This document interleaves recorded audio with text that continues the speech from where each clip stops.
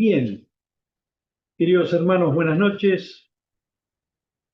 Es un gusto poder estar aquí meditando este libro de los Hechos que es tan importante para nuestra iglesia actual, nuestra vivencia en la vida. Pensar cómo los primeros cristianos empezaron a caminar y a andar en la obra del Señor. Nosotros me dieron para hablar un poco de Hechos 16. Bueno, este libro de Hechos 16, no vamos a leer todos los versículos de entrada, sino que vamos a ir leyendo algunos versículos y vamos a ir comentando algunas cosas. Por ejemplo, vamos a leer los primeros 5 versículos. Dice: entonces algunos que venían de Judea enseñaban a los hermanos: si no os circuncidáis conforme al rito de Moisés, no podéis ser salvos. Como Pablo y Bernabé tuviesen una discusión y contienda no pequeña con ellos, se dispuso que subiesen Pablo y Bernabé. Perdón, estoy leyendo el 15, perdón. Estoy leyendo el 15. Empezamos en el 16. Dice: después llegó a Derbe, está hablando de Pablo, y a Listra. Y he aquí había allí cierto discípulo llamado Timoteo, hijo de una mujer judía creyente, pero de padre griego. Y daban buen testimonio de él los hermanos que estaban en Listra y en Iconio. Quiso Pablo que éste fuese con él, y tomándole le circuncidó por causa de los judíos que habían en aquellos lugares, porque todos sabían que su padre era griego. Y al pasar por las ciudades les entregaban las ordenanzas que habían acordado los apóstoles y los ancianos que estaban en Jerusalén, para que las guardasen. Así que las iglesias eran confirmadas en la fe y aumentaban en número cada día. Bueno, acá empezamos a ver, en primer lugar, los nuevos ayudantes de Pablo. Bien, yo estaba leyendo el 15 para ver todo lo que había pasado y termina, ustedes lo habrán estudiado el martes pasado, que hubo un inconveniente entre Bernabé, una discusión, y entre Pablo por Juan Marcos. Juan Marcos, que era un pariente de Bernabé. Y entonces él estaba dispuesto a darle otra oportunidad. Pablo pensaba que no era conveniente que Marcos siguiese con ellos, y Bernabé sí.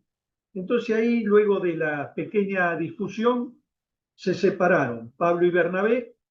Bernabé siguió con Juan Marcos y Pablo entonces empieza a encaminar con Silas otra rumbo. Ahora bien, lamentamos, ¿no?, las diferencias a veces que hay entre los creyentes, pero estamos agradecidos de que Dios puede anular aún los errores de los jóvenes para la gloria de Él. No es conveniente para el testimonio del Evangelio las discusiones y las separaciones, pero a veces se abren otros testimonios y con el tiempo el Señor bendice. Y vemos que luego Pablo, en distintas oportunidades, los recuerda a Bernabé y Marcos. En Gálatas 2:9, en 2:13, en Colosenses 4:10, siempre se acuerda de ellos al hablar de que era bueno para la obra del Señor. Y acá vemos en el primer versículo que se menciona a Timoteo. Timoteo que era era hijo de una mujer judía, Eunice. Eso lo podemos ver cuando podemos leer la carta a segunda Timoteos, en el primer capítulo, versículo 5, dice que era hijo de Eunice y nieto de una abuela piadosa. Dice, trayendo a la memoria la fe no fingida que hay en ti, la cual habitó primero en tu abuela Loida y en tu madre Eunice, y estoy seguro que en ti también. Eunice le enseñó las escrituras a su hijo desde la infancia. Eso lo vemos en 2 Timoteo capítulo 3 también, que dice, muestra la importancia de la fe y la educación cristiana en la vida de Timoteo. Qué importante es conocer la palabra de Dios desde chico. Si alguno quizá no tuvo la oportunidad porque no nació en un hogar cristiano, porque no todos tuvimos el privilegio de nacer en un hogar cristiano. Yo tuve el privilegio de nacer en un hogar cristiano, yo sé que Osvaldo o Andrés también tuvieron el privilegio de nacer en un hogar cristiano. Pero si alguno no tiene esa oportunidad, puede empezar desde ahora a educar a los hijos desde cuando nacen y entienden, razonan lo que es la vida actual y todo lo que es particularmente con la palabra del Señor. Hay un silencio en el Nuevo Testamento sobre el padre de Timoteo, y eso nos sugiere de que él no era creyente al ser griego.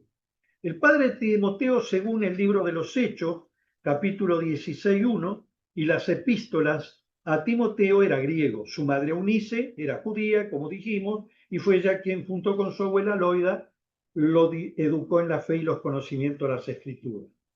Qué importante es cuando una madre, que es la que está en contacto permanente con el hijo, el padre también está en contacto y tiene que estar en contacto con el hijo, pero el padre más bien sale a trabajar, no está todo el día en el hogar.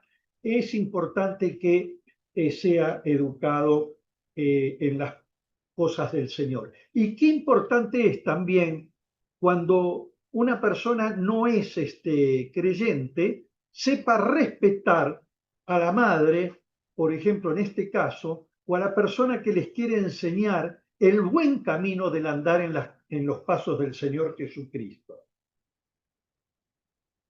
Los profetas de la iglesia, con una visión espiritual, predecían grandes cosas para este joven Timoteo. Lo vemos en Timoteo 1:18, 4:14. Dice, concédele el Señor que haya misericordia acerca del Señor en aquel día, y cuánto nos ayudó en Éfeso, tú lo sabes mejor. Indica cuánta fidelidad sirvió Timoteo a Pablo ahí en Filipos. Ahora, bueno, la circuncisión de Timoteo no tenía nada que ver con su salvación, y la circuncisión no tiene nada que ver con la salvación. Eso lo podemos ver en Gálatas 2, del 1 al 4. Lo podemos leer, pero lo pasamos adelante. Ustedes lo pueden leer en Gálatas 2. No fue un acto de desobediencia al concilio, como como lo vimos más adelante en el capítulo 15. Dice, algunos entonces que venían de Judea enseñaban a los hermanos, si no os circuncidáis conforme al rito de Moisés, no podéis ser salvos. Como Pablo y Bernabé tuviesen una discusión y contienda no pequeña con ellos, se dispuso que subiesen Pablo y Bernabé a Jerusalén y algunos otros de ellos a los apóstoles y a los ancianos para tratar esa cuestión. Por eso dejaron establecido que no siendo judío no era obligatorio ser circuncidado. Se hizo más bien la circuncisión de Timoteo para eliminar un tropiezo que podía ocasionar entre los judíos, porque lo que Pablo y Timoteo tenían en la meta era ir y predicar entre los judíos. Así lo vemos en 1 Corintios capítulo 9, 20. Me he hecho a los judíos como judíos para ganar a los judíos, a los que están sujetos a la ley, aunque yo no esté sujeto a la ley, como sujeto a la ley para ganar a los que están sujetos a la ley. ¿Por qué decía esto Pablo? Porque él era romano y no tenía obligación de circuncidarse, pero él lo hizo para poder estar libre con los judíos y poderle hablar. Siendo hijo de padre gentil y madre judía, Timoteo no tenía que circuncidarse, pero como hijo de Dios no quería hacer nada que sirviera de tropiezo a los judíos. En este versículo vemos que Pablo describe a Timoteo como hijo de una mujer judía, pero de un padre griego. Acá Pablo lo toma como un mentor. Pablo de Tarso lo consideraba como un hijo verdadero en la fe, porque esto es importante. El rol de Pablo, el apóstol se convirtió en un mentor y guía espiritual para Timoteo, quien lo acompañó en sus viajes misioneros y se convirtió en un importante colaborador en el desarrollo de la iglesia. En el versículo 2 dicen, daban buen testimonio. Quiere decir que hablaban bien de él. En otras palabras, la gente diría que Timoteo era cristiano. El ejemplo en la vida es muy importante. No solo debemos tener un ejemplo en la iglesia, sino el ejemplo tiene que ser en todo lugar, en nuestra casa, en nuestra familia, en nuestro barrio, en la escuela, en el trabajo, en todo lugar donde nosotros estemos, tenemos que dar ejemplo. ¿Cuántas cosas podemos decir aquellos que estuvimos en los pasos, estamos en los pasos del Señor y siendo imperfectos, como sabemos que lo somos, pero con nuestro ejemplo nos han tenido consideración en ciertos casos. Miren, yo puedo dar un par de ejemplos, especialmente con el dinero. Hay gente, yo trabajé mucho tiempo vendiendo y cobrando últimamente. Al principio yo no cobraba cuando viajaba al interior, pero ahora últimamente vendía y cobraba.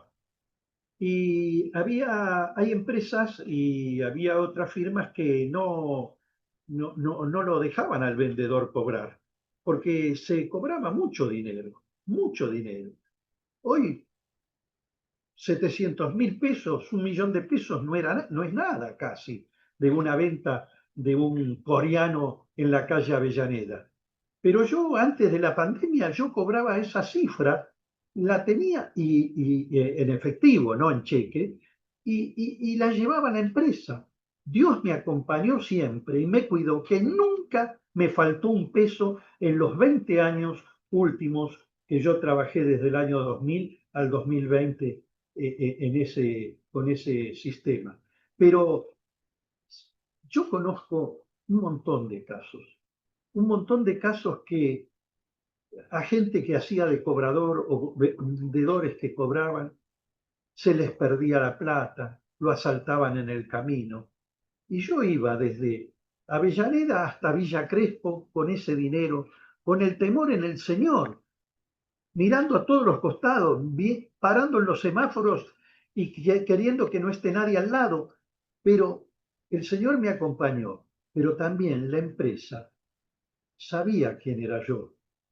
Pienso, yo no era como Timoteo, lógicamente, pero ellos sabían que podían estar seguros de que no le iba a faltar nada.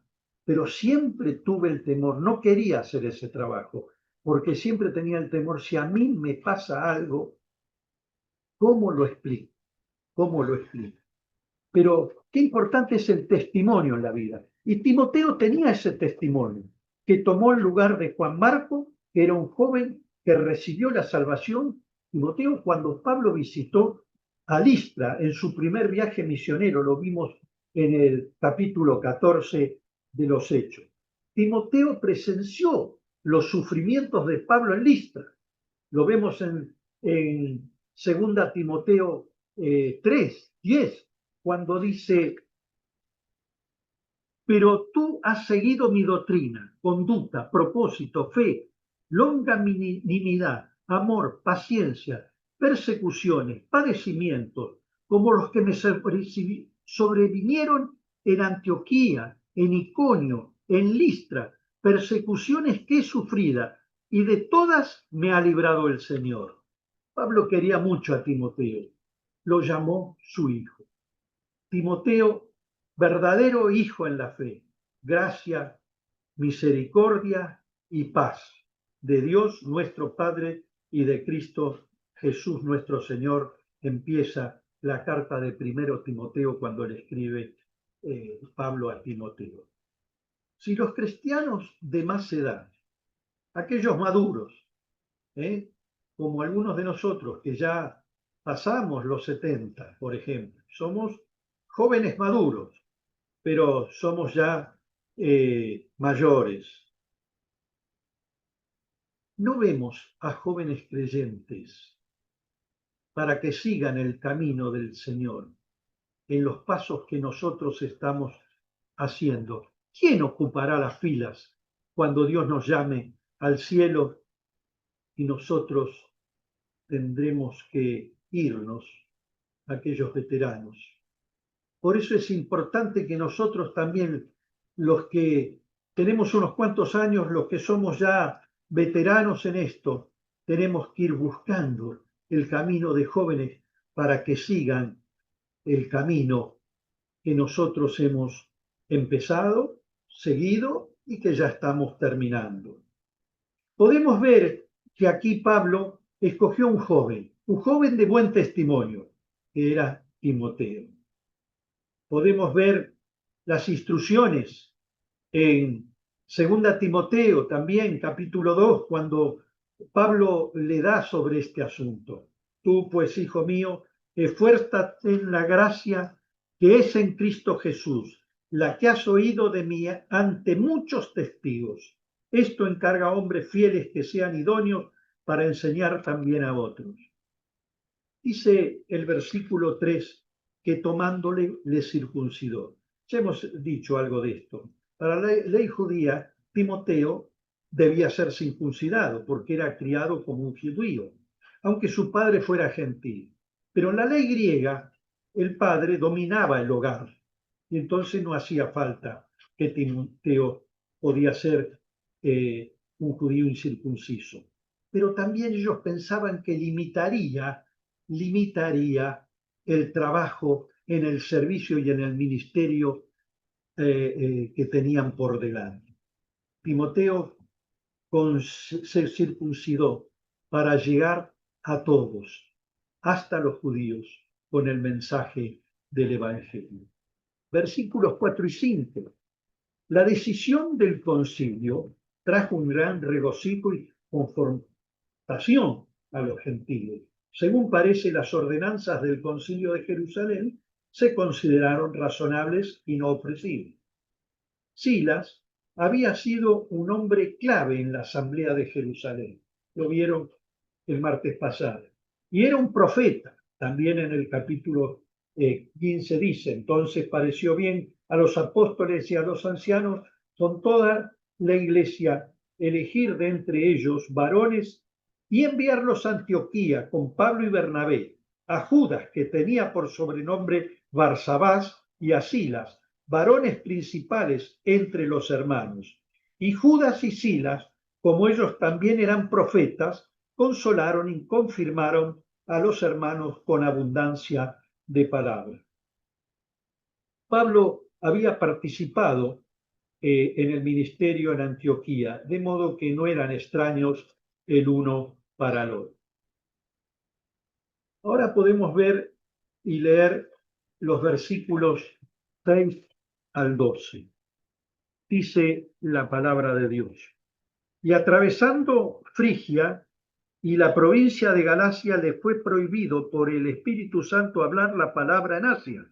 Y cuando llegaron a Misia, intentaron ir a Bitinia, pero el Espíritu no lo permitió.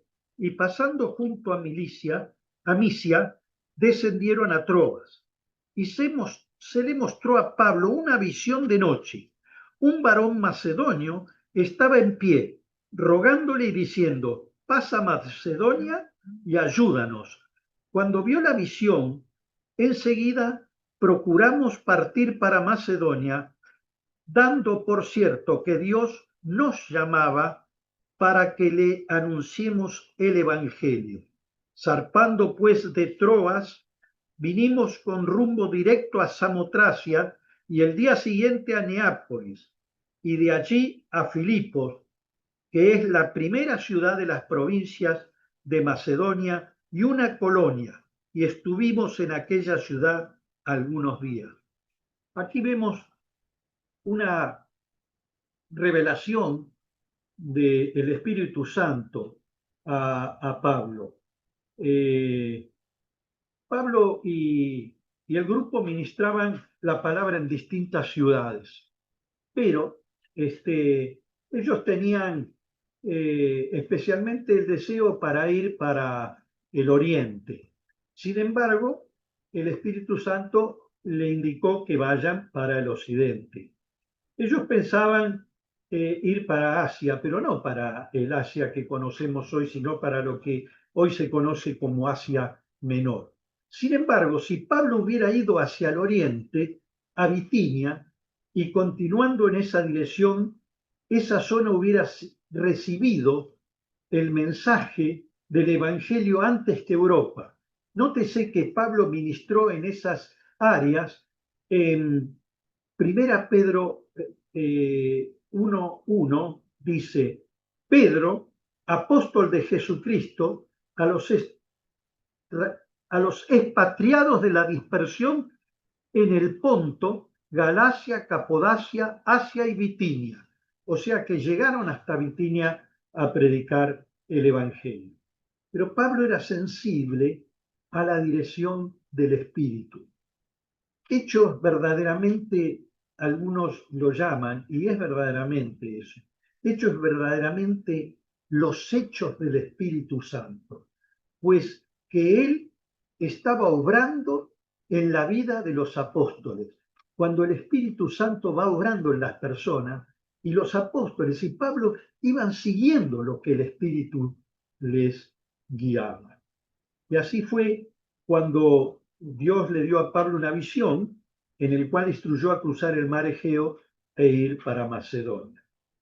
Vemos que la hora va pasando y bueno, yo tenía algo escrito acá de lo que era Macedonia, que era un importante, fue importante en la historia hasta el reinado de Felipe II, 359 años de Cristo. Pero bueno, no vamos a hablar tanto de lo que era Macedonia, pero era muy importante. En el Antiguo Testamento no se la conoce como Macedonia, pero se la alude como el Imperio Alejandrino.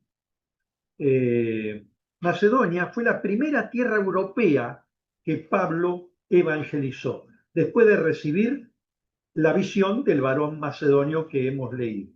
Pablo visitó las ciudades macedonias de Neápolis, Filipos, Anfípolis, Apolinia y Tesalónica y Berea en su segundo viaje misionero. Lo vemos todo en este capítulo de Hechos.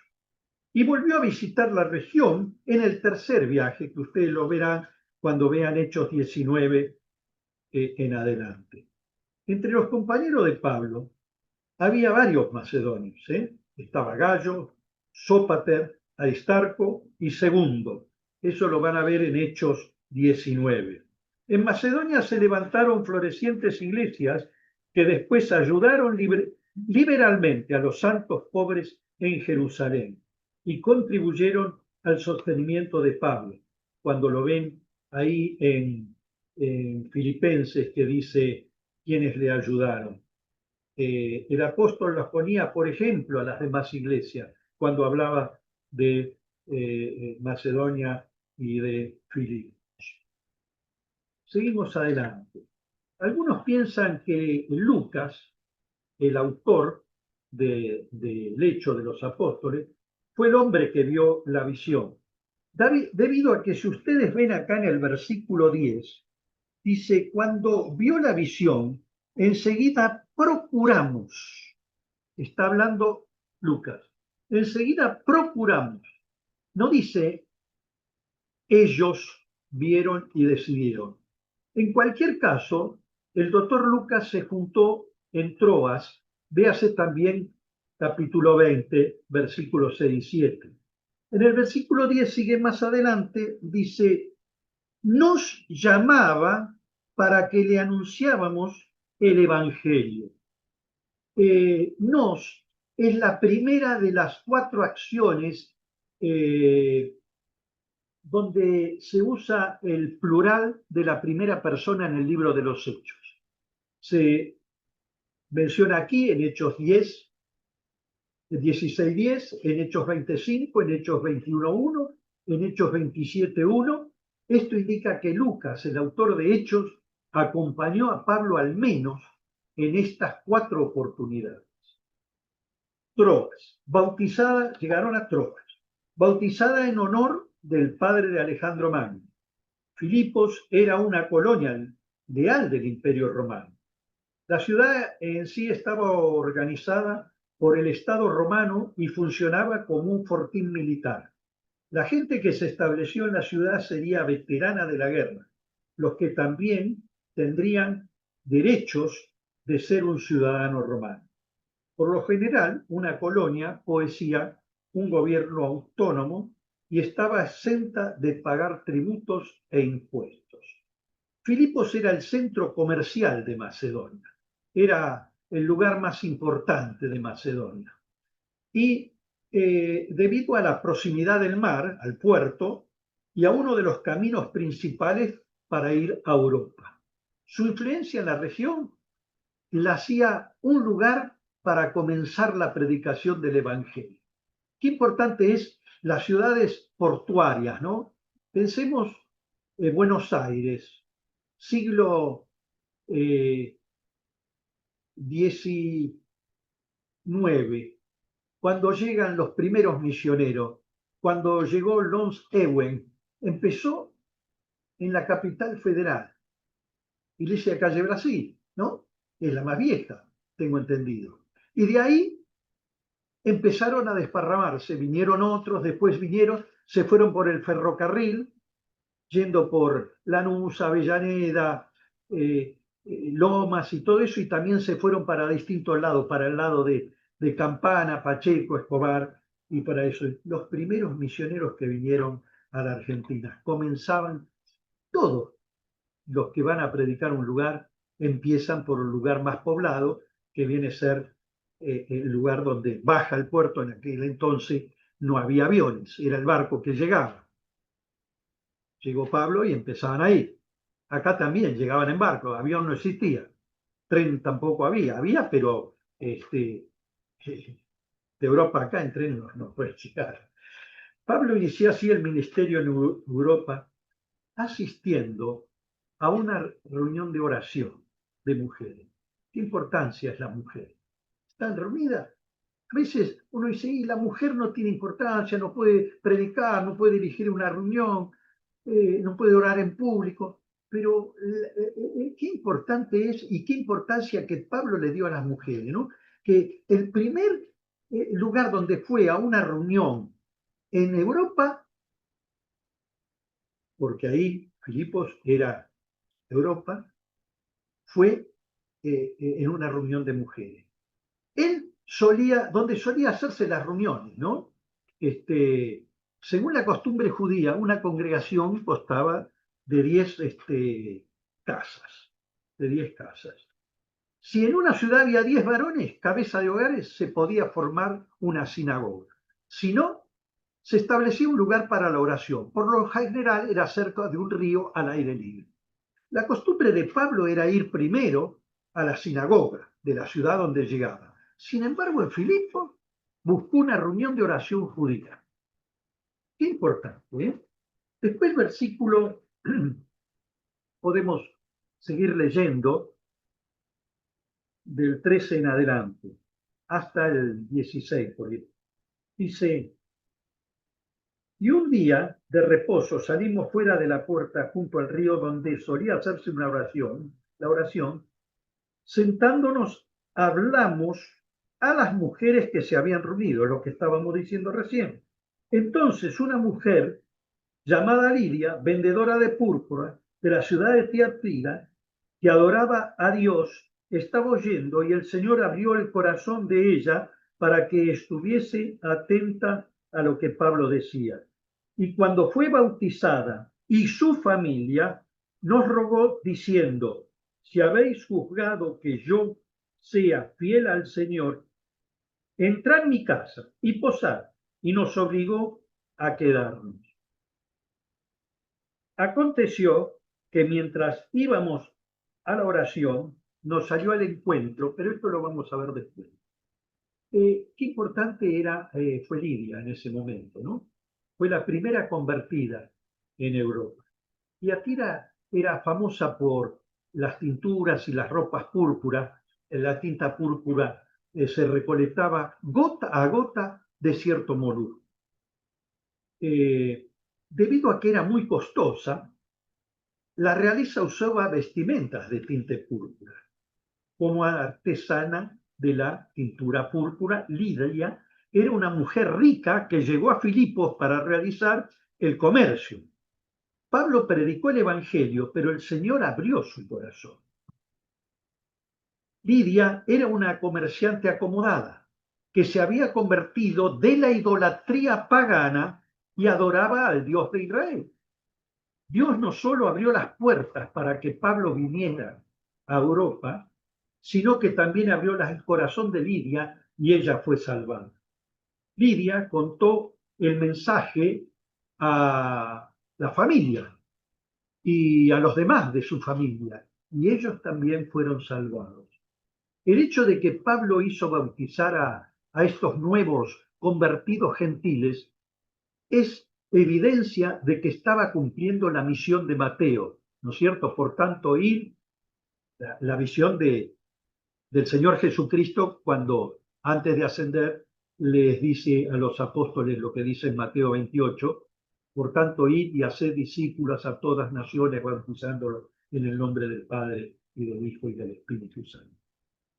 El término familia en este versículo 15 implica que las familias y los esclavos, quienes comprendieron la palabra, creyeron, se salvaron y después se bautizaron. No hay evidencia de que se bautizaran niños ni aquí ni en ningún otro lugar de los Hechos de los Apóstoles. Lo que ha pasado en miles de familias, que alguien conoció el Evangelio y luego lo llevó a su casa. Así le pasó a mi bisabuelo. Mi bisabuelo conoció el Evangelio y lo llevó a la casa. Primero, tiró todos los santos que había en la casa y los tiró toda a la vereda. Y ahí se armó en el barrio una trifulca bárbara, ¿no? Porque le decían que estaba loco.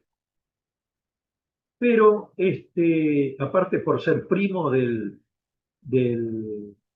sacerdote Don Bosco, se llamaba Bosco también mi primo, y era primo del famoso cura Don Bosco. Bueno, se tuvo que ir de ahí, pero se fue con su familia. Y le fue hablando a la familia. Y la familia se convirtió.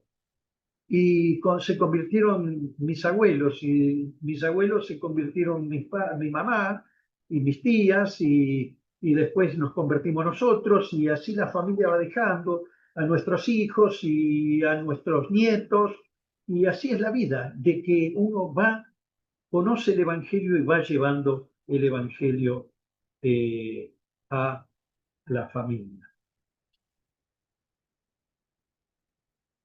La descripción de Lucas de la muchacha en griego indica que ella tenía un espíritu de Pitón. Vemos aquí en el versículo 16. Aconteció que mientras íbamos a la oración, nos salió al encuentro una muchacha que tenía espíritu de adivinación, la cual daba gran ganancia a los amos adivinando. Esta, siguiendo a Pablo y a nosotros, daba voces diciendo: estos hombres son siervos del Dios Altísimo, quienes os anuncian el camino de salvación. Y en esto lo hacía por muchos días, mas desagradando a Pablo, éste se volvió y dijo al Espíritu: te mando en nombre de Jesucristo que salgas de ella. Y salió en aquella misma hora. Acá vemos que hay cosas que desagradaban también a Pablo, ¿no es cierto? A pesar de que ella hablaba la verdad. Decía: estos hombres vienen en nombre del Dios Altísimo, quienes anuncian el camino de salvación. Pero esta muchacha que nos dice aquí la palabra, que tenía espíritu de Pitón, que es una serpiente mística asesinada por Apolo, no vamos a hablar porque la hora va avanzando. Yo no me dijeron cuántos minutos tengo.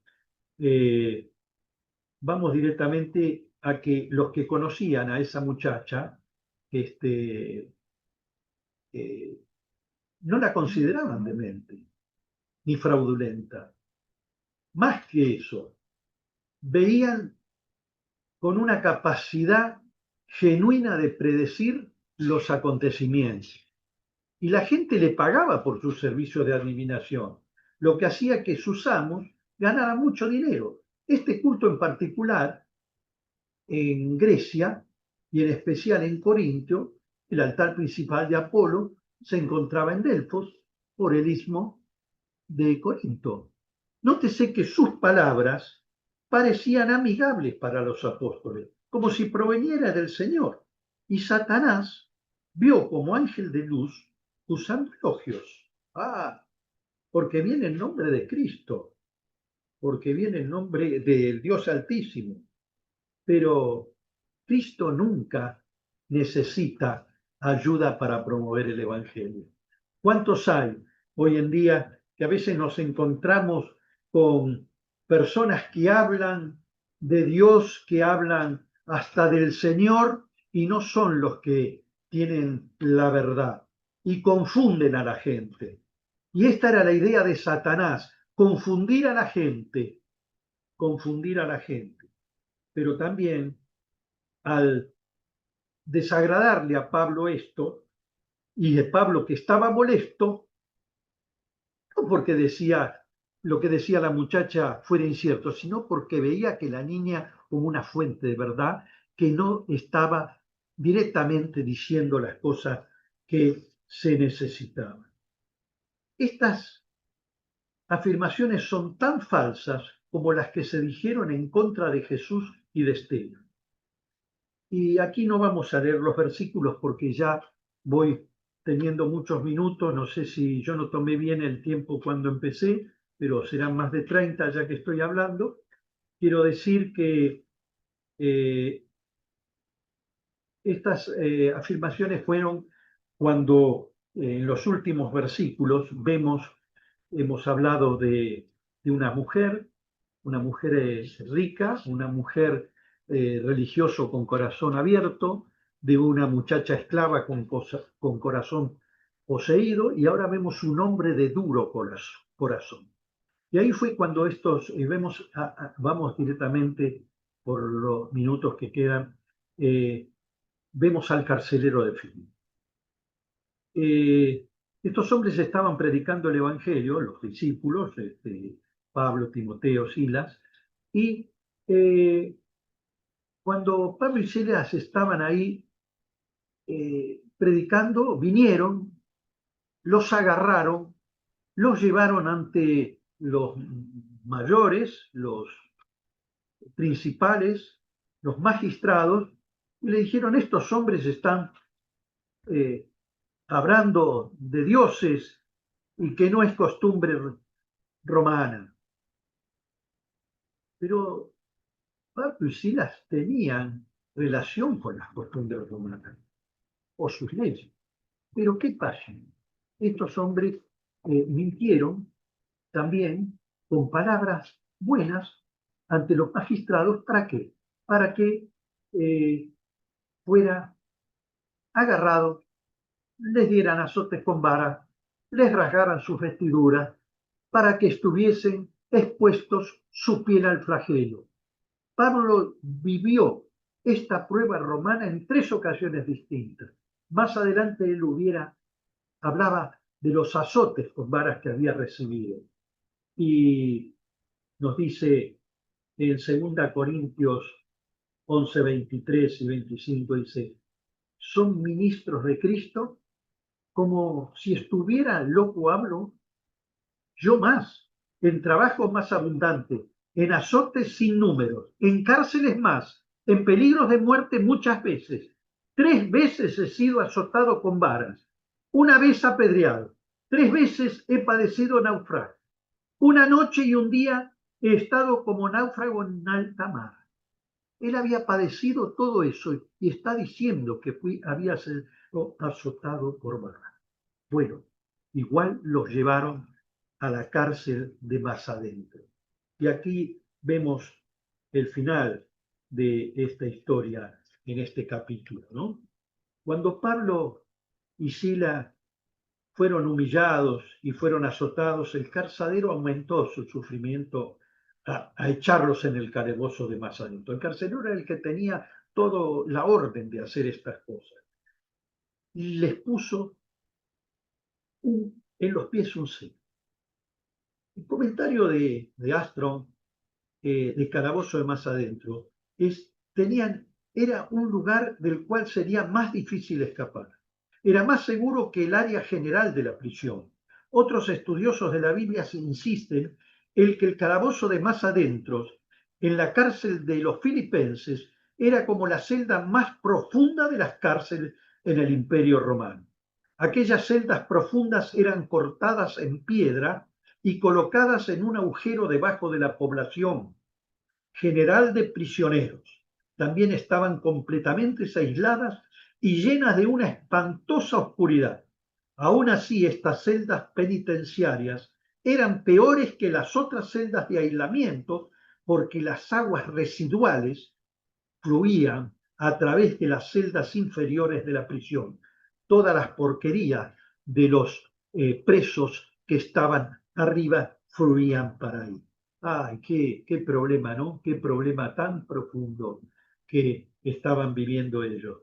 Pero ellos se quejaron, ellos se quedaron callados. No, dice que orando, cantaban y los presos les oían. La palabra se produce oían, significa escuchar con placer, como cuando se escucha una música hermosa. Es el momento difícil cuando la luz de los testigos de Jesús brilla con más fuerzas. No vamos a leer textos que yo tengo aquí, pero ese cántico de noche dice, estará conmigo, dice el salmista, ¿no? Podemos leer otros versículos, dice. Pero de día mandará Jehová su misericordia, Salmo 42. Y de noche su cántico estará conmigo, y mi oración al día de mi vida. ¿Qué testimonio fue esa reunión que tenían ahí en el fondo de la celda? A medianoche Dios obró y sacudió la cárcel, de modo que todos los prisioneros quedaron libres. Qué importante es una buena música. Un hombre, sabemos la historia, a lo mejor aquellos que tenemos unos cuantos años, quizá Osvaldo la recuerde. Cuando se iba a suicidar, cuando no existía Puerto Madero, cuando ahí pasando la calle Madero ya había, pasando las grúas del puerto estaba el río y se iba a suicidar con una pistola. Pasó en una campaña de evangelización en el Luna Park y escuchó música y escuchó cantar el coro. Y la música lo conmovió. Las palabras le tocaron y entró. Y cuando terminó la reunión, pasó adelante y fue a un lugar, y no me acuerdo a quién, quizá Osvaldo se acuerde, si a Samuel o a no sé qué hermano, le entregó la pistola que se iba a suicidar. O sea, no solo por un mensaje, no solo por un testimonio, sino también por un buen canto, alabando y glorificando al Señor, con palabras que lleguen al corazón del hombre que está pasando el peligro. Puede llegar y puede cambiar su vida. Y al instante, dice, se abrieron todas las puertas, ¿no? Las prisiones de la antigüedad, las puertas se aseguraban con una tabla. El terremoto probablemente derrumbó y agitó los dinteles para que eso se caiga. Ahora, ¿qué pasa? En la ley romana, un guardia que permitía que se escape un prisionero generalmente recibía la muerte. Era la condenación. Lo mismo había pasado cuando había el naufragio, que ya los carceleros que estaban cuidando a los presos que llevaban a Pablo hasta Roma, ya estaban por empezar de matar a los prisioneros porque si se escapaba alguno de los prisioneros, ellos pagaban con su vida. Entonces preferían matarlo para que no ellos pagasen con su vida. Entonces el carcelero, ante esa muchedumbre y ese lío que se armaba, ese alboroto, porque se abrieron las puertas, se quiso suicidar. Pero Satanás, el homicida, estaba obrando de nuevo para poder matar, para poder vencer a un hombre que tenía un trabajo, pero que cuando vio que todos estaban ahí, que cuando Pablo dijo, no te mates, no te suicides, porque aquí estamos todos, la palabra la dijo el carcelero, ¿qué debo hacer para ser salvo? Esta es la pregunta que muchas veces las hemos hecho en una reunión de predicación. Vamos a terminar diciendo lo siguiente. Finalmente comprendió la necesidad de la salvación de Dios, pero ¿cómo se podía reconciliar con Dios? Y la respuesta de Pablo y Silas le dijo, cree en el Señor Jesucristo, no se necesitan más acciones. El carcelero y su familia pusieron su fe en Dios e inmediatamente expresaron el deseo de ser bautizados. Qué gozo que corrió por Pablo, qué gracia de Dios pasó en ese momento. Y podemos pasar por alto algunas cosas que tenía también anotado. Yo empiezo a escribir, a anotar y bueno, pero lo que sí podemos decir es esto. Los hijos no pueden salvarse simplemente porque sus padres lo son, ni tampoco se debe bautizar a niños que no han creído en Cristo. Porque aquí en estos versículos 31, 32, 33 y 34 dice lo que pasó con el carcelero. Dice en el versículo 31, la promesa de salvación fue para toda la casa, para toda la familia del carcelero. El versículo 32, toda la familia oyó la predicación. Versículo 33, toda la familia se bautizó. Y el versículo 34, pero debido a que toda la familia creyó en el Cristo como el camino, la verdad y la vida que nos conduce a nuestro Padre Celestial. Y lo llevó a su casa, le puso la mesa, se regocijó con toda la casa de haber creído en Dios. Hermanos, qué importante es darle de comer, darle de beber a la familia de nueva que invita a aquel que lo llevó a los pies del Señor. Algunos cristianos se quedaron perplejos por las acciones de Pablo, pero leemos rápidamente y lo vamos a comentar, ¿no? Rápidamente los últimos versículos del 35 al 40. Para Pablo le dijeron, bueno, váyase. No, no, yo no me voy, yo no me voy. Pero ¿cómo no se va? No, no, quiero que los funcionarios romanos vengan a arreglar el asunto acá. No, pero ¿cómo? Y bueno, fueron el carcelero, fueron y les avisaron. Y cuando ellos se enteraron que era romano, ahí tuvieron miedo, ahí tuvieron miedo. Y entonces los funcionarios les dijeron que se vayan. Pero esto lo hizo Pablo por dos o tres motivos. En primer lugar, porque si Pablo se iban, la iglesia de Filipo podían pensar que habían hecho mal las cosas. Él lo hizo como testimonio para que la iglesia de Filipo quede en verdadero limpieza de la palabra y de corazón. Hermanos, terminemos con lo siguiente. Esta disculpa oficial y solución abierta del caso, porque a Pablo se lo había despojado de sus derechos legales como ciudadano, le dio dignidad al Evangelio y a la iglesia. La iglesia de Filipos siempre fue la favorita de Pablo, como se puede ver al leer la carta a los filipenses.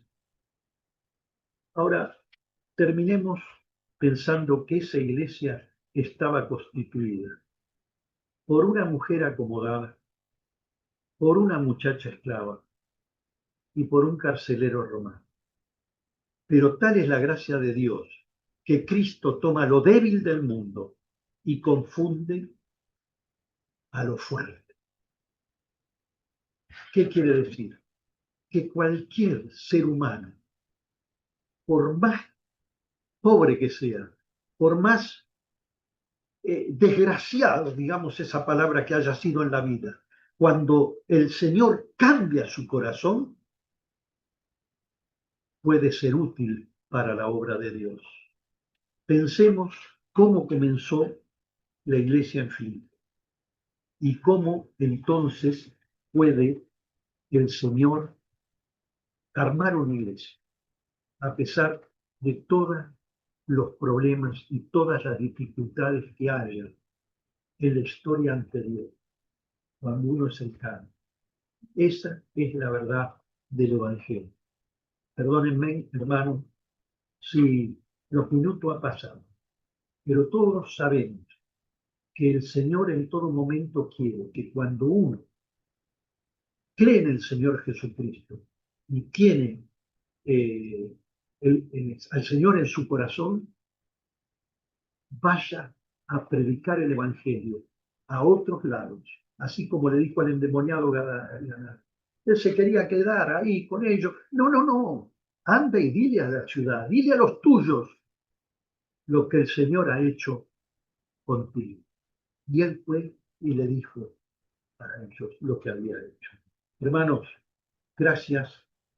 Gracias a Dios porque comentar un capítulo tan largo de Hechos, disculpen, yo no sé, no me dijeron los minutos, si tenía que estar media hora, 45 minutos, una hora, pero no sé cuánto estuve. Después me dirán ustedes si fui bastante largo. No me inviten más. Bueno, muchas gracias y que Dios les bendiga a todos.